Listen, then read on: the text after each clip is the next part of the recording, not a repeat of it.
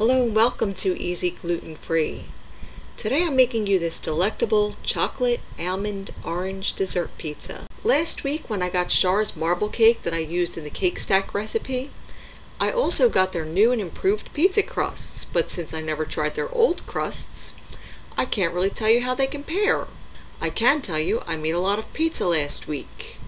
I did one with shrimp, Kalamata olives, capers, baby spinach, grape tomatoes, and a few other things. I also did a basic pepperoni and cheese pizza with green olives for my daughter, since she wanted nothing to do with that shrimp pizza. I made a breakfast pizza with bacon and eggs and spring veggies. And then I got the notion to do this dessert pizza when the orange marmalade cake stacks from my last video turned out to be too sweet. Preheat the oven to 325 degrees, which is 100 degrees lower than the box instructions, but that's just for this recipe. And line a baking sheet with a piece of parchment paper sprayed with nonstick spray.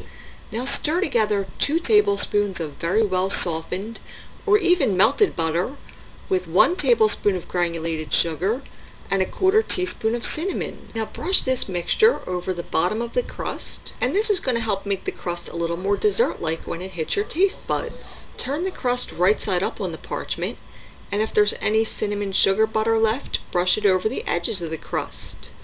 Spoon about a 1/2 cup of orange marmalade over the top, then brush it across the entire surface and even the edges so that there's a very thin layer covering the entire crust, with no big blobs anywhere. Now bake it in a preheated oven for 12 to 14 minutes, and when it comes out, let it cool for about 10 minutes or until the marmalade sets up just a little bit and dries slightly.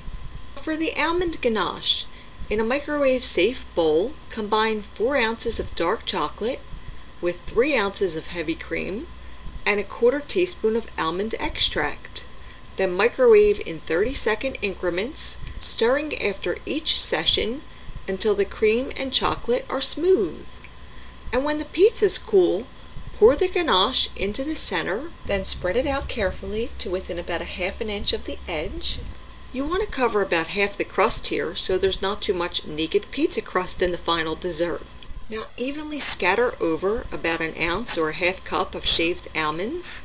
Refrigerate for a 1/2 hour to set the chocolate, then slice it into 12 pieces and it's ready to eat.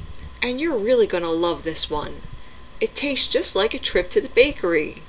This has to be the perfect end to any pizza party.